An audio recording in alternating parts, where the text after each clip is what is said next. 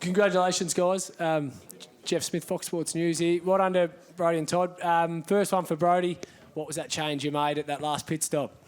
That's a secret, but it was just enough to stay in front of Broc there, and it was probably the fastest 20 or 30 laps I've ever done here around the mountain consecutively. So kudos to those guys. He was keeping the pressure on the whole time.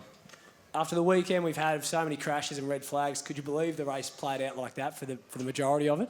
Honestly, I was just as amazed as you were. We got to 115 laps or something, or 120 laps with no safety cars, and I honestly couldn't believe it. So we had a good lead at that point, and then Broc started chomping away a little bit there once the clouds come over the track, and we had to make a few changes to the car and get it back into its window. Hi guys, I'm Jo Gwells from AAP. Broc, that was a massive effort from you. How good does it feel to be on the podium here? Yeah, it feels good, and obviously it's you want to win. So we've come up a bit short today, but as I said to the team, I certainly drove my heart out there. I'm absolutely knackered. Haven't felt drove so hard, and as Brodie said, so fast for so many laps. So look. Yeah, we didn't make any mistakes today. We tried our hardest and we come up a bit short. But it was so much fun racing these guys, the level that they're at, and that we had to drive to for the last sort of 500k of the race was insane. Does it feel like a bit of redemption from last year? Obviously it's good to bounce back. I was in a sort of similar position last year. I was in second place with about 30 laps to go, sort of closing in on the leader. Thankfully, this time I kept going. But look, obviously the goal's still to stand on the top step here. But it's great to stand up on the podium, and to have a day where you felt like you've sort of done all that you could. Connor O'Brien, V8 Sleuth. Brodie, you've won now the two biggest things in this sport, the Championship and the Bathurst 1000. Does either one mean more than the other? To be honest, I don't think this one's actually quite sunk in yet. Probably have to get through tonight first, and then I'll come back to you tomorrow. And with the last stint, with the pace, you needed, I think, to go about 29, 30 laps, and you had no tow. Was fuel ever tight? No, George told me I was good. I think we put a little bit extra in, knowing that I was going to be, pushing my own air there. So I got my fuel light coming over the line. So he, did a stellar job. Will, I guess, to get third on a weekend where you guys probably struggled a little bit for pace, what do you sort of make of today and the whole weekend? Yeah, I thought we had pretty good pace until that last stint, and they just drove away from me, so that was a bit disappointing. But no, it wasn't too bad of a weekend. Still in the top five. I seem to be good at getting podiums, but not wins. But that's good. But these guys were just so fast. They did such a good job. That last stint, the pace was on, and they were extremely fast. But overall, happy with the weekend. It's a tough one, Bathurst. I feel like you come third at Tassie, and you're probably happy. You come third at Bathurst, and it's a bit bittersweet, and probably for the 88 guys as well. But congratulations to Brodie and Todd. And Will, I guess we're after Bathurst now. You're, I think, 204 or something like that clear. Can you sort of start to feel the championship getting a bit closer? As in closer to being yours? We said... after Bathurst, we'd start looking at the championship. So I'm sure it'll play into mind now. But I still want to win races. We got Gold Coast and Adelaide coming up, two great events. Don't want to run round and just try and get points, and that's generally how you lose the championship. So we'll go out and race as hard as we can at those events, and see what happens. It's only a couple of weeks, and we're at Gold Coast, so it'll come around quick. But just take it as it comes. That's what we've done all year, and it's a tough one. I haven't been in this position in a supercar championship, but in lower divisions I have been, and I think if you start thinking about championships and driving defensively, something generally goes wrong. Brodie, Todd, you just said it hasn't sunk in yet. Have you got any plans for tonight? You're going to go down to Macca's, drive through, put some nuggets in the trophy, or have a few shoeies? What's the go tonight? Where's the party? I think we're going to fill the Peter Broc trophy with some Chico rolls tonight, I think. That's probably job number one, and we'll probably have a few spritzers with the team and enjoy ourselves. It's been a huge amount of work, as every team up and down pit lane knows. You know, there's so much work that goes into the 1,000. We talk about it all year. We work towards it. We dream about it. We talk about it, and you know, to finally get that win with the team. You know, at Sandown, we felt like we had a very fast car and we had no result, and that was very frustrating for Bush and I and the whole team. And I guess that was put a whole new level of motivation into the team and ourselves to come out here and deliver, do a faultless weekend, and that's what we're able to do. So, but as you said, like for me, it doesn't feel real. You know, I've been working my backside off in this industry to try and get a win in Supercars Championship, and to do it here at the Great Race, it's an absolute dream come true. Todd, Julian Linden from the Daily Telegraph. Not everyone in motor racing is born with a silver spoon in their mouth. How do you reflect on your journey from sausage sizzles to King of the Mountain? Yeah, I've probably had a bit more of a unique journey to the top step of the mountain than other people, but everyone's got their own stories. You know, it's certainly well documented that my family, in particular, it's my mum and my dad and my sister, we worked our backsides off in the junior category years, but everyone's got that story for sure. But yeah, we cook countless sausages, and we've had a lot of members over the years that have helped pitched in over the years, and a lot of fans, sponsors. So there's so many people. There's an endless amount of people that I need to thank, and I couldn't thank them here today. But yeah, to have my family here today is really special. It's if there was ever a way I could repay them, you know, they mortgaged the house to get my kickstart in supercars. So to win the Great Race is probably a nice return. And yeah, Toddy, congratulations. You've been, I think, in main game 7 years. I think it was 194 races before today. How did it feel leading the Bathurst 1000 and knowing that, you know, everything you've worked towards was, you know, I guess in front of you to hold your nerve, I guess? Yeah, I hate that stat. Having, you know, the numerous rounds and starts with no win, that was certainly burning at the back of my mind. But yeah, today for me it was just fully focused on the job. I knew we had a fast car. We knew it was strong over the race run, so I just stuck to my guns. You just got to be robotic in those situations. So for me, I knew we were good at our driver changes. The car was good over a long stint. So for me, it was just head down, bum up, look forward, don't look backwards, and we were able to get the job done. Simon Chapman, Speed Cafe. Todd, I think you might be the happiest co-driver in Supercars history. Does this feel like vindication of your own abilities? Yeah, I never doubted myself, but there's probably a few doubters out there, but that's okay. We always get that. But hey, that was probably the big thing for me, walking away from being full-time last year. You know, a big motivation for me was surround myself with good people that I knew I could win races with. I'd rather have a chance of winning 2 races a year as opposed to having 12 rounds of frustration. And I certainly feel like I've been able to validate that decision myself. Certainly team out for driver with Brodie's calibre, it makes it even better for sure. So, you know, I've known Brodie since he was a young whippersnapper straight out of the States, and we lived together. And in my mind, there was no other person that I wanted to team up with at the Great Race. If it was going to be anyone, it's going to be Brodie, because I know how hard he works behind the scenes. He's so methodical with car setup. He's so smart. He's just as good as an engineer as he is a driver, and that's why he's on the top step today. So yeah, it's a privilege to be part of it. We see guys like Richie Stanaway and Lee Holsworth have worked their way back into the sport full-time after winning the Bathurst 1000. Do you want to come back full-time, or are you more than happy to keep doing this and keep winning one-off races? I mean, if I keep winning Bathurst with Brodie, I probably won't entertain it. But look, we'll see what happens. I think for me, next year, I'd love to try and keep co-driving. I'm enjoying my racing again. That's been a big thing for me. You know, I've been at the top tier of the sport as a full-time driver, but I think for me, surround myself with a good team, good environment, an opportunity to win 2 races. That's what I'll keep doing, and I'll enjoy my racing, doing some other things as well next year. I've got a big program lined up for next season, and I'm excited to see what I can do. Brodie, congrats. You happy to have him back? Sorry? Are you happy to have him back next year? Oh, I mean, next year's next year. I'm just going to, live in the moment right now.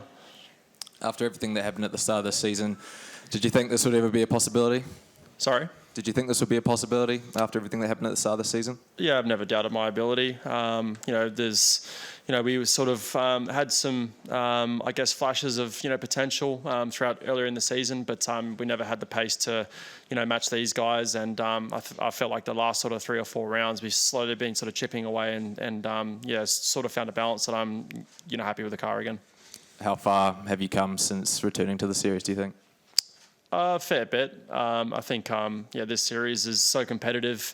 I don't think you'll see many series out there with 26 cars, 25 cars separated by a second in qualifying. So, this is probably one of the toughest categories in the world. So, the development rate of the cars is so fast, and we fell behind that little bit. And but I think we're starting to get a spring back in our step. There's no shying away from the fact of everything that started this year, but does time heal all wounds? Yeah, I think so. It's one of those things, and we've just won Bathurst, so just can't thank all the crew enough, and we'll celebrate tonight.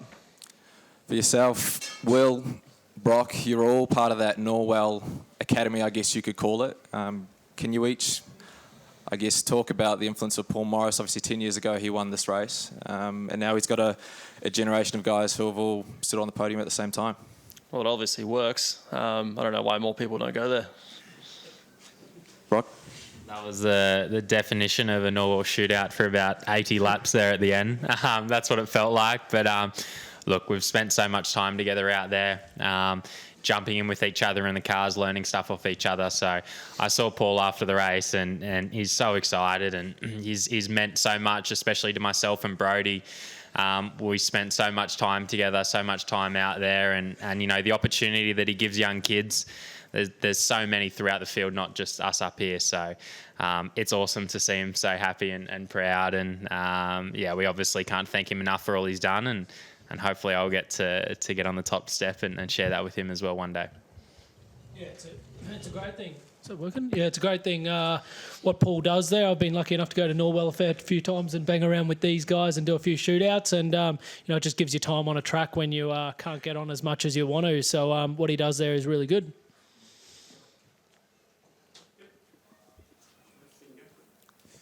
Guys, I mean, what we saw today is a battle between 2 heavyweight teams and probably 4 fabulous drivers. Did it come down to pit stops because you 2 guys were trading lap times within hundredths, within thousands of a second for that last 30 laps? I mean, it couldn't get much more intense. If during those stages of those pit stops the 88 car had got in front, was it possible to pass another car that was that fast? I think it's pretty hard when you have... the cars are so similar now, and you eventually end up being in a similar setup window, and it's physics. You get 2 cars that are roughly the same, and one's pushing fresh air and one's pushing dirty air, so it's always going to be harder for the car behind to pass. But what we saw here today was Broc was able to follow me for a whole stint, whereas the older generation car would have probably blown it right front, probably 15 laps in. So yeah, that was pretty cool to see. But I think track position played a pretty big part in it. We had the pace sort of earlier in the day and halfway through the day, and once the clouds come over, Broc's car come to life. I think both cars got a little bit of a tune-up during the last couple of pit stops. How much? I mean, the cars don't have adjustable sway bars now. You could put an adjustable sway bar with some cables pretty cheap. Do you think that's something that maybe as drivers it might be nice to have something to be able to tune them up a little bit during the race? I think if you put adjustable roll bars in it, everyone's going to end up with the same exact balance because you can fix it during the race. I think what we saw here today was one car was better halfway through the day, and then another one come to life. Whereas if we had adjustable roll bars, it probably would have been really boring towards the end because I just would have been able to fix my car in the cockpit, and same with Broc. Did you set the fastest lap in that last half of that last stint? Was that? I mean, you must have been pretty confident in the car at that stage. I have no idea if I did the fastest lap. I think you did. I mean, I think the last half of the race was a lot of pace. I felt like when I was rolling around doing 8.5s, I was absolutely wheeling it. And then there was a safety car and we were doing 7.9s. it was crazy, the pace that we had to manage at the end of the race. But look, both of us were driving, our hearts out there as much as we could. Literally, by the end of the race, my tyres, had nothing left. I had a few big sort of moments coming out of turn 2 and that, and it was just going back and forth. But yeah, Brodie had great pace at the end of the race. Honestly, there was nothing, I drove my hardest out there. It seemed like you were fast at the bottom part of the track and Brodie had a bit of pace across the top. Is that reality of it? Yeah, it was quite hard. Obviously, still at the start of the last stint when I was right behind Brodie, I just didn't have enough front across the top to sort of stay close to him. But I think our car was good down the bottom, so you sort of split half of the track. It's hard. I got the toe down the straights, but then I'm behind him over the top. So it's a bit of a catch-22. But it was going to be pretty hard to pass. If I knew how important the track position was, I would have probably just lunged it harder at turn 1 at the start. But it was a good day of just, 2 cars operating at an extremely high level and 2 drivers trying to rag it as much as they could. Brodie, Paul Gover over here. When the warning light comes on, how long till it runs out of fuel? Generally, when it comes on, prior to the chase, that you're sort of pitting that lap. So, when the light come on, I still had a lap left to fuel. So 1 lap from disaster? Pretty much. Thank you. Yes. He's on. Scotty, is there an element of redemption, I guess, from Thursday? Obviously, I know you put your hand up and, that wasn't what you wanted, and then to come back and get on the Bathurst podium and, help Will's championship. Is that a bit of a, nice feeling, I guess, after how the week started? Yeah, it is. And, Thursday is a bit of a wake-up call. This place can buy it really hard, really quick. It's the hard tyre around here and is tricky, and you only, effectively as co-driver, it's kind of 2 sessions, so you get focused on 2 race runs we had planned for both of those. So I was at the back end of my first race run, and I probably tried to go a little bit quicker than what I actually had. And thing that probably had knocked my confidence the most was not actually the accident, but just how much I was probably struggling with the balance of the car prior to it. So that's what was kind of on my mind a lot until I did the second race run in the next co-driver practice, and that was when I felt good. We did a lot of work on the car through Will's practice sessions and then my next race run, and that gave me all my confidence I needed back then. But it was never we've had a lot of crashes as drivers. Unfortunately, I've missed plenty of apexes and shunted a few times, but it's not ideal. And the worst thing of those is it's so early in the week and you just create so much work for the crew. So there is no worse feeling as a driver when you tear a car up early in the weekend. But, from that point on, I think the weekend started it got more on track. Like, the car was much more in the window, and we just kept chipping away. And unfortunately, we didn't have the pace of the front 2. They were just very fast today. So we did what we could throughout the day. And but I think our pace to the guys behind us was really comfortable. It was a good feeling to be on the podium, no doubt. Obviously, I'd love to win this race. I really, really want to win this race. But the most important thing when you look back after today is that we've put Will in a good position now to go home and hopefully capitalise over the next 2 events and win the championship. And I'll be very proud to say that I was a part of that. And to get 1 win at Sandown is great. To be a part of 888 Race Engineering, Red Bull Ampol Racing is it's a pinch yourself thing. I spend every day at the track with J-Dub, who's a hero of mine. The team is so impressive. It's been a very good enduro campaign for me, something I'm very grateful for.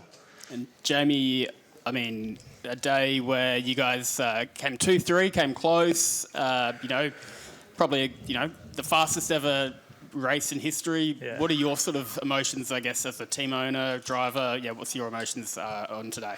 I think a lot of people on the outside would be looking in thinking it's a pretty straightforward race, but anyone that knows and anyone on the inside was just a little bit in awe of the pace of certainly Broc and Brodie at the end there. That was serious quali lap after quali lap. We all got massive appreciation for that. We went did the best we could. We tried to tune the car up. I think I might have detuned it a little bit. So Broc said, no, put it back to the way it was. But then we certainly had some pace on there, and we thought we were going to be real close at the end. But they did the demon tweak. Looked like a front roll bar change, but it's a secret. So yeah, they tweaked the car at the last stint, which sort of made the difference. And as I said a couple of days ago, I'm a motorsport enthusiast, so I like to see the best team win, and that happened today. You know, Brodie's had a tough year. You know, Todd's a battler, and it's a really good story that those guys had the most pace and won the race today, and we picked up you know, second and third. But it probably hit me with 10 laps to go that I think we're going to get beaten by a bloody Chico roll. You know, that was devastating. But no, it was it was a good day. We did a solid job, and I'm massively appreciative of my crew and the job that certainly Broc did with right beside me. The boys in the middle have a news cross coming up, so this is the last question. Jamie, this is for you. Just analysing the race itself and the amount of green flag racing, considering what we saw earlier in the week. Yeah. Is there anything technically, or you sum up how we got through that race with as little drama as we did? No, just everyone was absolutely on the limit and did a solid job. There was no brain fades or just silly mistakes. The level's high and everyone brought their A game today. The conditions were good, and it was a serious race. It was a dead set serious race till the end, and we were second and third today, and the best car won. So that's a good. Anyone in pit lane, that's a good result for motorsport. Okay, thank you very much, gentlemen, and well done to all 6 of you. Enjoy it. Thank you. Thank you. Go, boys.